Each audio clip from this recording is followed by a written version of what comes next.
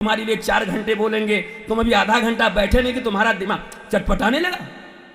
परीक्षित 7 दिनों तक बिना खाए पिए कथा सुन रहे थे, तुम कौन हो? इसका मतलब तुम्हें जरूरत नहीं है सुनने की।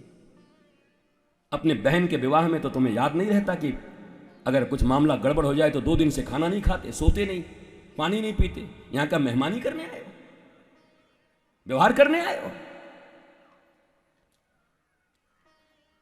कथा अमृत है। गोपियां कहती हैं तब कथा अमृतम तप्त जीवनम समम मंगलम श्रीमदाततम भुवि गुणंती ते भूरिदा जना। जीवन के आत्मा के प्यास को बुझाती है ये कथा। तो जो शरीर से भी ऊपर उठा ही नहीं, वो क्या कथा सुनेगा बताओ? अब कितने बच्चों को तो बोतल खेलने को मिल गया, देखो बोतल से खेल रहे हैं। खेलो बेटा खेलो, खूब खेलो लाला। तुम्हारी उम्र में ध्रुव और प्रहलाद हरि को प्राप्त कर गए थे बेटा 5 साल में, अब तुम 12 साल में भी नाक खोद रहे हो। हाँ, भारतीयों का पता नहीं क्या हो गया।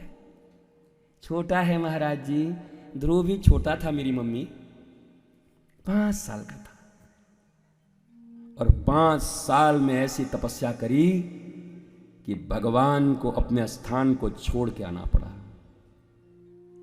प्रहलाद ने 5 साल में 25 बार मारने का प्रयत्न किया हिरण्यकश्यपु ने, कभी पहाड़ों से फेंकवाया, अपनी बुआ आग में लेके बैठ गई जलने के लिए, पर बाल बांका नहीं हुआ। और तुम अपने बच्चों के पीछे 5-5 आया लगा के बैठी हो। देखना पानी में न चला जाए, देखना आग न पकड़ ले, देखना गड्ढे में न गिर जाए। हम तो कहते हैं सब हो जाने दो एक बार। छोटे बच्चे को देखो, आग देखेगा तब मुझे का मत छूना मत छूना। मैं एक घर में रुका हुआ था, बोला महाराज जी इसके पीछे 10-10 नौकरानी लगा के रखना पड़ता है, आग और पानी की तरफ दौड़ता है। मैं बोला अभी उपाय कर दूं? बोला हाँ कर दीजिए, हम इधर आओ।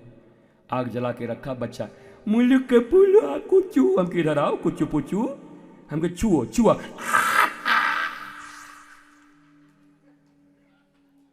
एक घंटे बाद फिर बुलाया, आओ आग दिखा के, हम कि तुम्हारे 10 नौकरों की छुट्टी, हमको दे दो पैसा, काम हो गया। छूने दो,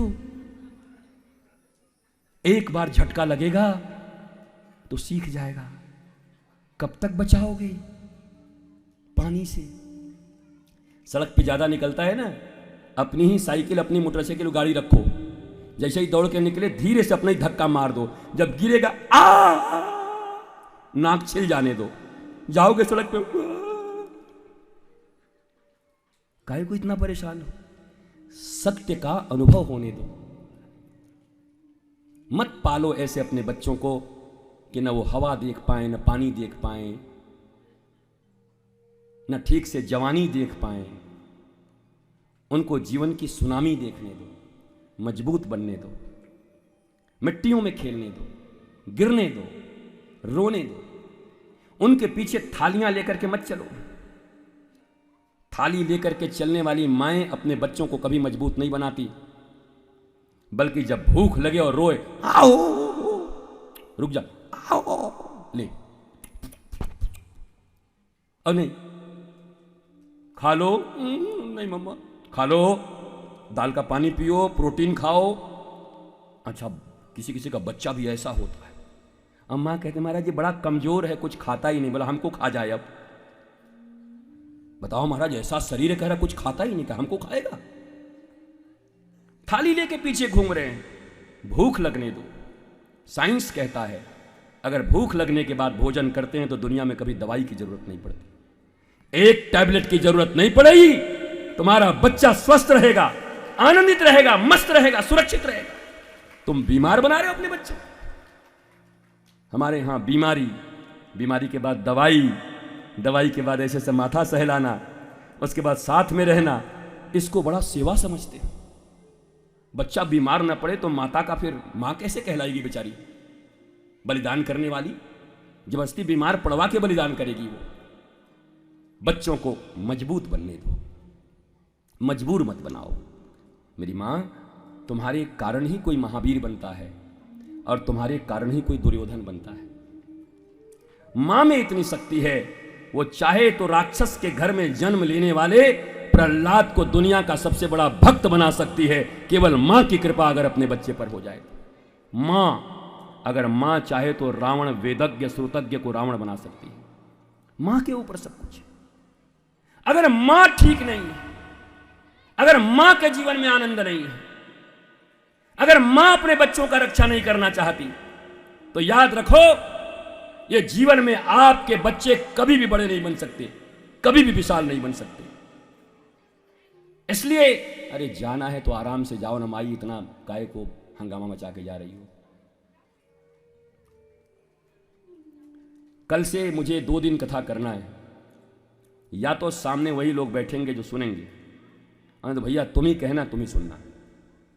हम तुम्हारे प्यार में आए, हमारे पास टाइम भी नहीं इस गांव में आने, बहुत ध्यान से समझ लो। हम तुम्हारे प्यार में आए, हम तुम्हारी लीला देखने नहीं आए। और केवल कुछ लोग आकर के सामने बैठे, आंखों से आंखें मिला करके, शायद आपके कारण करोड़ों लोग जो सुन रहे हैं चैनल पर, दुनिया के कोने में उनको राम और कृष्ण का प्रेम मिल जाए और उनकी जिंदगी ठीक हो जाए और आपकी भी जिंदगी ठीक हो जाए। हमें ये करना है। हमें ये चंद लोगों के लिए, भारत में ज्ञान की पूछ नहीं रही है कभी भी, इसलिए तो रो रहे हो। चमत्कारों के पीछे भागो और चमत्कार चाहिए। अरे भगवान राम का भाई लक्ष्मण को लगा शक्ति बाण और भगवान रो रहे हैं कि डॉक्टर लाओ। भारत के लोगों, अगर तुम्हारे पास इतनी भी बुद्धि और प्रज्ञा बची है तो इस बात को ध्यान से सुनो। राम की कथा में राम के भाई को शक्तिवान लगा। साक्षात परमात्मा है, वो ईश्वर है। वो चाहे तो मस्तक पर हाथ ऐसे रख दें तो लक्ष्मण ठीक हो जाए।